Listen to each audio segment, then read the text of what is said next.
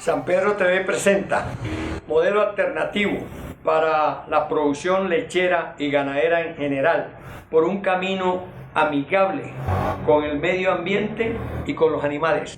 Con el médico veterinario Alfonso Fernández descubre las últimas técnicas y prácticas sostenibles que cambiarán la forma en la que concebimos la ganadería. Acompáñanos en esta travesía hacia un enfoque más consciente y exitoso en la producción ganadera. A las 3 de la tarde, con repeticiones los sábados a las 8 p.m. Estamos en la red por Facebook y por YouTube. De nuevo estamos con las intenciones de traer un programa porque la semana pasada, por problemas sanitarios, que todos sabemos, problemas de gripa que hemos tenido, hicieron que la parte de audio se perdiera. La disfonía fue mucha. Ya afortunadamente puedo decir que recobré la fonación. El programa de hoy he venido pensando en los modelos agrícolas, en las influencias que hace unos 30 años, 40 tuve para bien, para crecer como persona, porque si nos asesoramos muy bien a entender una cantidad de bemoles que nos exige la vida, que seguro que logramos aclarar una cantidad de inconsistencias que a través de la academia recibimos. En programas anteriores me he hecho referencia, a que a los profesionales del sector agropecuario pareciera que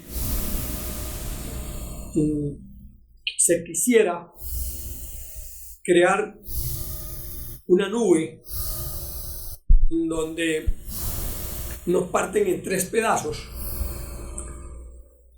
el agrónomo, el zootecnista y el veterinario.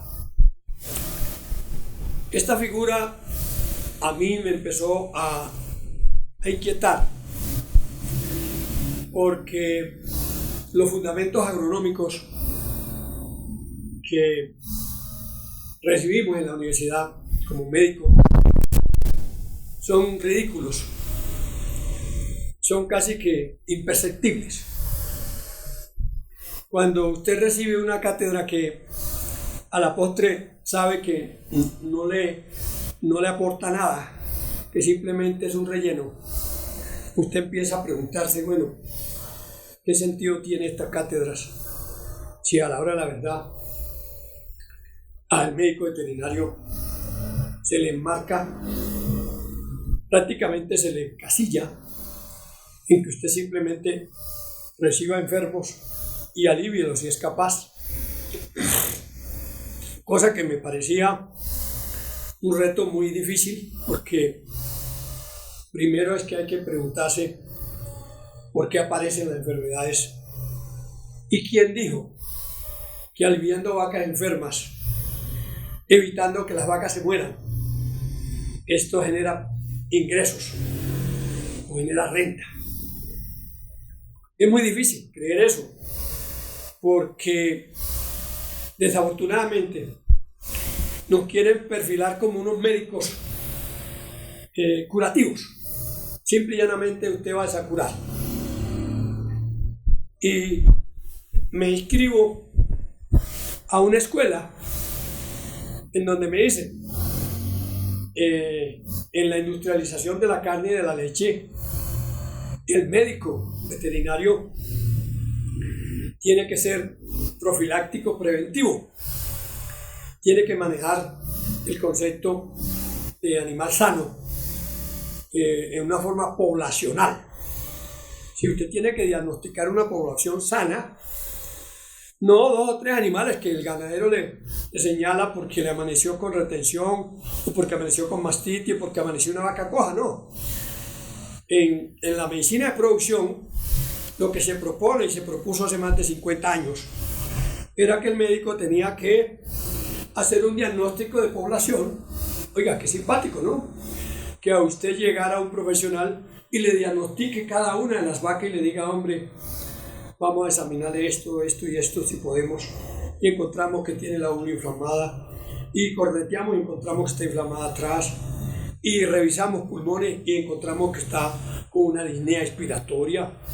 Entonces, lo que debemos que especializarnos en medicina preventiva y en medicina profiláctica y metafiláctica. Metafilaxis es tratar la presencia de una enfermedad que ya está ahí. Y profiláctica es vacunas, evitar que lleguen. Cuando empecé a crecer en la metafilaxis y la profilaxis, empecé a tener una cantidad de problemas porque desafortunadamente mi formación académica no me daba ese perfil, sino que simplemente tenía que diagnosticar fiebre o no, tenía que andar de pronto detrás de la vaca con un termómetro, y de pronto ya había llegado antes que yo el doctor termómetro, ese que a la gente del campo se le hizo creer que si no tenía fiebre y que si estaba comiendo estaba aliviado. Y en el caso de nosotros pasa igual. Espera el médico que al niño le dé la fiebre cuando ya lleva 3 o 4 días en un proceso infeccioso que ya prácticamente puede resultar en una septicemia, en una sepsis. Igual pasa con nuestro paciente. Entonces nos quedamos esperando que aparezca la fiebre y mientras tanto el proceso patológico crece y debilita y crea unas condiciones que muchas veces cuando llega el médico son irreversibles, porque los parámetros fisiológicos se alteran y viene la hipotensión, se pierde la presión arterial. Es más peligroso que un paciente se te enfríe a que se te caliente. Bendito sea cuando encontramos que hay un cuadro febril en un animal, porque está indicando de que tiene unas defensas que están creando un ambiente negativo para las bacterias, que es el cuadro febril. Pero cuando es lo contrario, la situación se torna más difícil, porque está diciendo que ese paciente no está peleando y prácticamente está entregado a la patología. Me escribo también para esa misma época, del año 80, me inscribo a una escuela agroecológica porque simplemente no era que el médico veterinario tenía que quedarse simplemente con la profilaxis y la metafilaxis, sino que tenía que entender, y según el doctor Andrés Guasá, era que tenía que saberle hacer la comida a las vacas. Por eso me referí a la forma como nos camuflan un agrónomo falso en nosotros, que a la hora del té no sirve para nada, porque no nos da para argumentar nada. Entonces, yo creo que es un conocimiento muy pobre, y que el 80% de los médicos veterinarios le echan tierra a ese poco conocimiento agronómico. Para mí fue un reto aprender la agronomía, una agronomía sencilla, práctica, al lado de un colega o hermano médico agrónomo. Entonces nos inscribimos los dos a la escuela, una escuela brasilera, cuando eso se hablaba de lo que se decía la reconversión del trópico.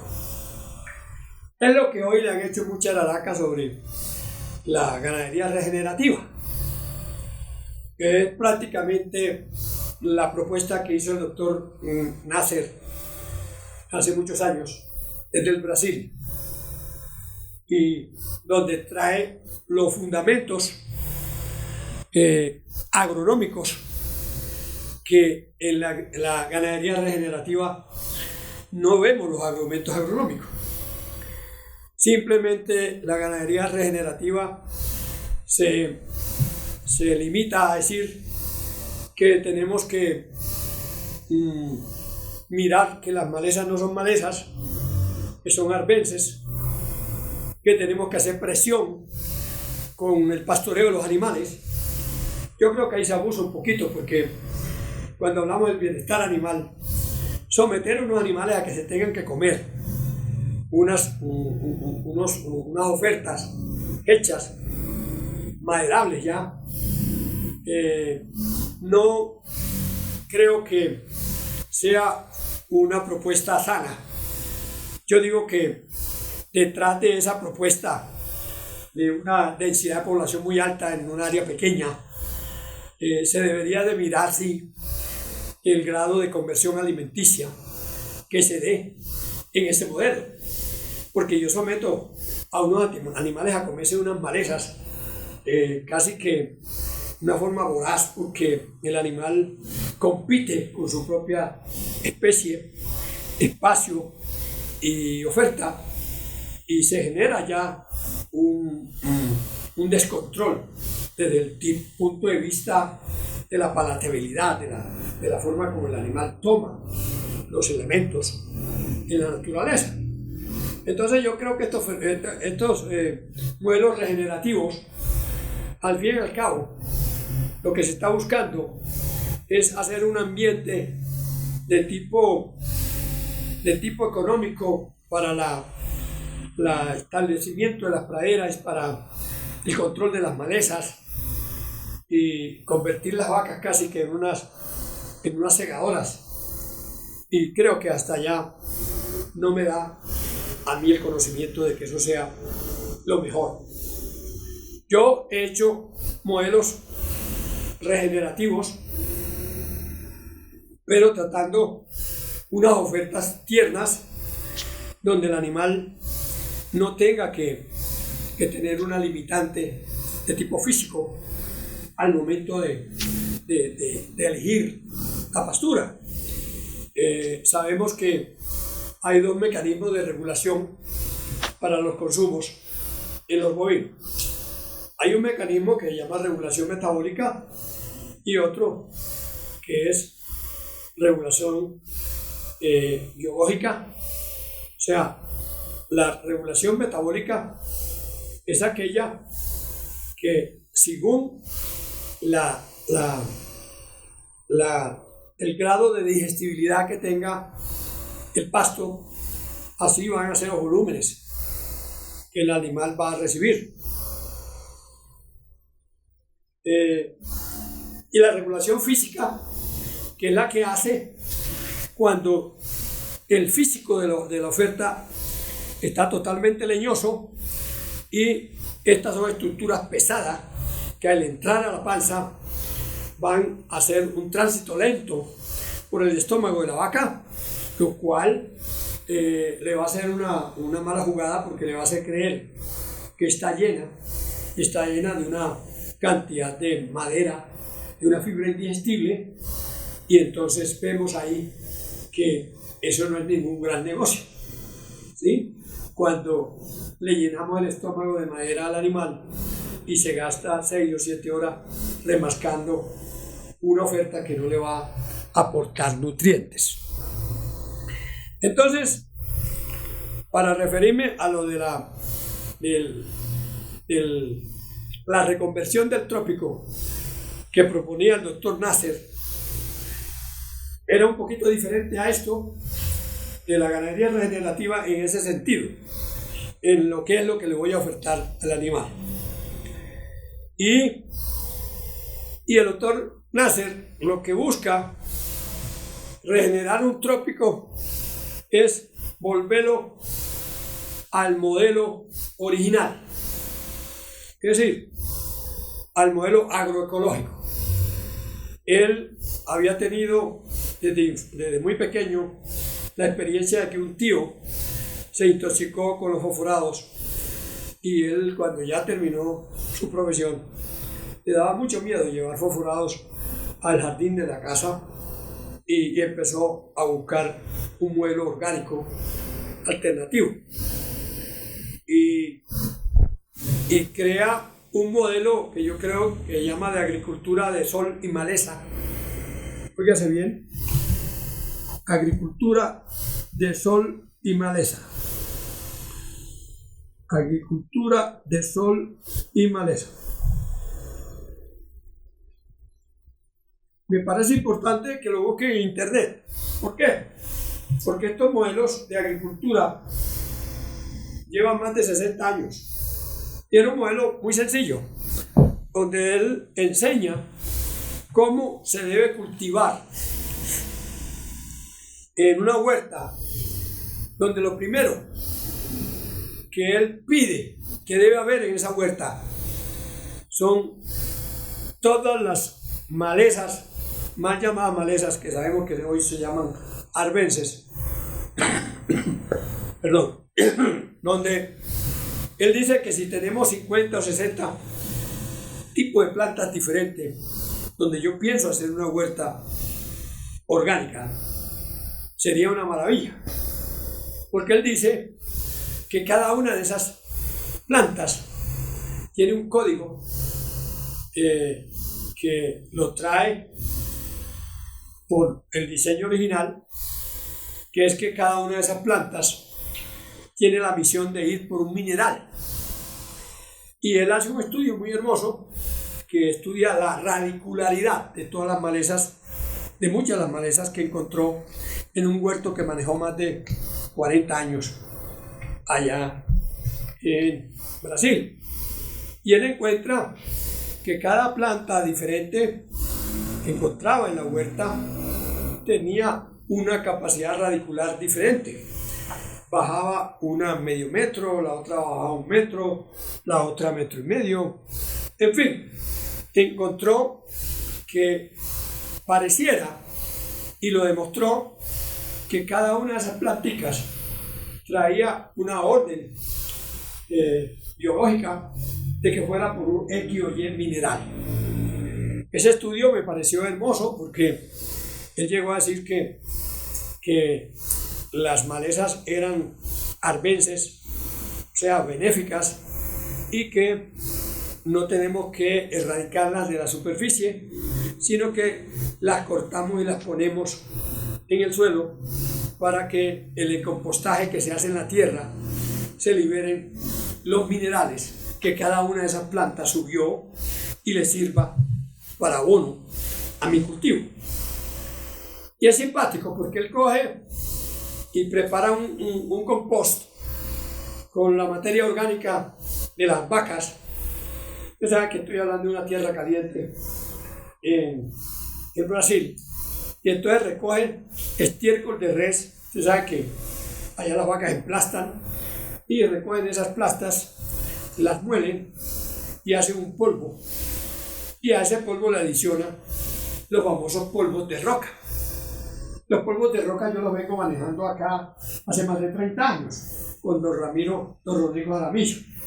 Lo que pasa es que vender unos polvos y no enseñarle a la gente cómo es, por qué no hay que comparar un abono de soluble, de químico, con un abono de polvos de roca, porque esto no es una sustitución. Aquí lo que hay que cambiar es el chip. Aquí hay que saber que el modelo de alimentación de la planta se va a cambiar por un modelo natural.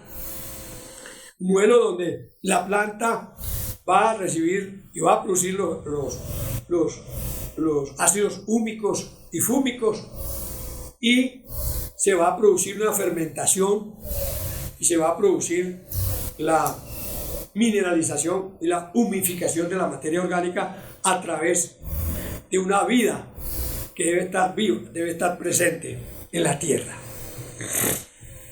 Cuando estamos insinuando de un modelo agroecológico en la agricultura ganadera, porque es también agricultura. Yo creo que agricultura no es solo sembrar una mata de tomate, sino también sembrar una mata de quicuyo. que es una comida para un paciente que no soy yo, pero es agricultura. Entonces, el doctor Nasser empieza a hacer una agricultura orgánica y él dice que sería pecado en compostar la materia orgánica, siendo que tenemos las encompostadoras y los industriales, la materia orgánica que él los llama, como son las lombrices de tierra en el suelo. Y él dice que tenemos que ponerle una materia orgánica sin incompostar para que en tu propia planta, allá donde va a crecer tu planta, se produzca el fenómeno de la descomposición de esa materia orgánica y el crecimiento de todas esas bacterias, y aparezca la lombriz de tierra como uno de los grandes beneficiadores de la tierra viva, porque ellos lo que hacen es crear unas vías de acceso para que entre agua y oxígeno al suelo. Y entonces vemos que el desarrollo del modelo alternativo que desarrolló el doctor Nasser en el Brasil sería muy bueno, que ahora que estamos pensando mucho en asesorar huertas caseras con unos perfiles orgánicos, buscáramos esos videos en internet, unos videos del doctor Nasser. Se escribe N-A-S-S-E-R, Nasser. Agricultura, hay uno muy bueno que se llama Agricultura de Sol y Maleza.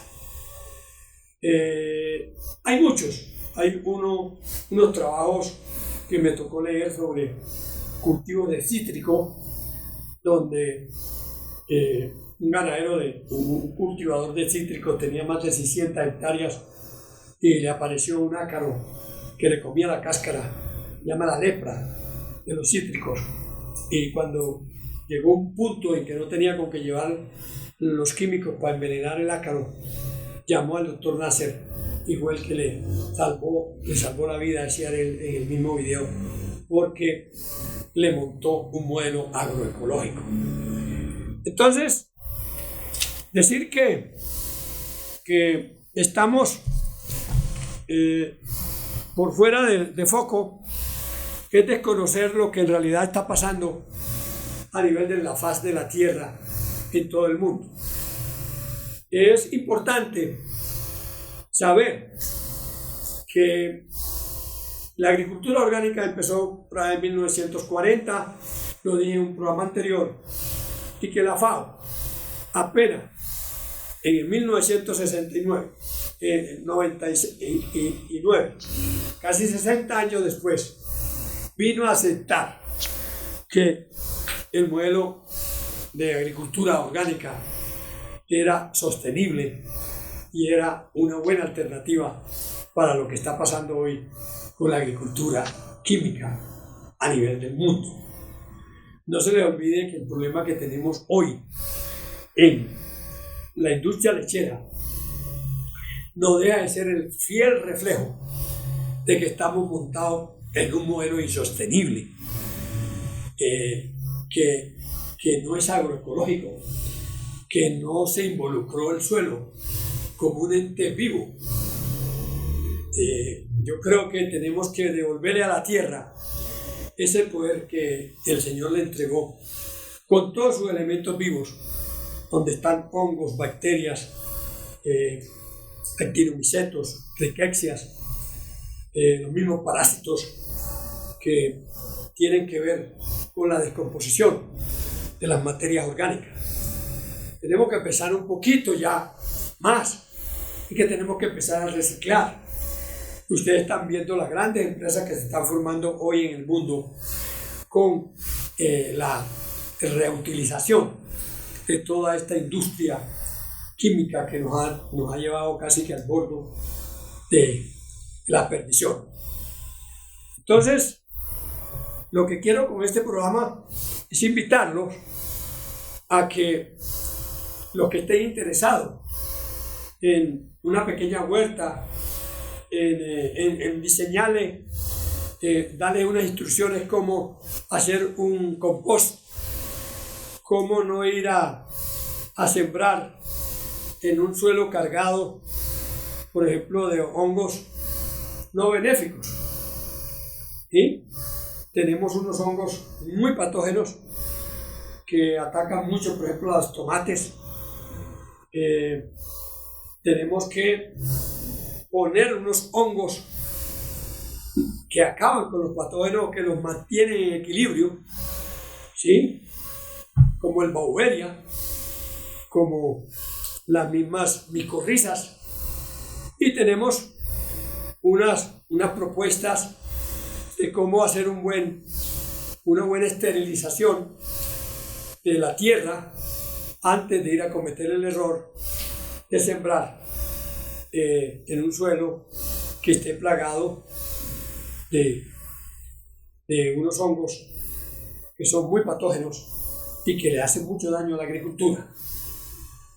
En el campo de las gramíneas hemos encontrado por qué estos hongos que atacan también algunas líneas de gramíneas proliferan demasiado cuando se rompe el equilibrio. Y sabemos, por ejemplo, de la importancia que tienen las micorrizas. Yo tuve la suerte de desarrollar un modelo agroecológico con micorrizas hace más de 23 años. Para mucha gente esto puede ser una fábula mía, pero no. Yo llevo 47 años casi ya de vida profesional y me ha alcanzado el tiempo para crecer en muchos aspectos. Yo, obedeciendo el mandato del doctor Andrés Guasá, que decía que el médico veterinario debería saber hacer la comida a las vacas, debería saber hacer la oferta y debería saber por qué se enfermó y saberla tratar. Que no era simplemente ir a tratar vacas enfermas, sino a prevenir. Y propuso para esa época, hace más de 60 años, que se debería trabajar más con la medicina preventiva y no la curativa. Y creo que casi que hoy por hoy, casi que el 100% lo hemos llevado a lo curativo. Entonces, espero que no haya sido de mucha dificultad entender el mensaje y estamos pendientes para un futuro programa que creo que le va a encantar también. Muchas gracias.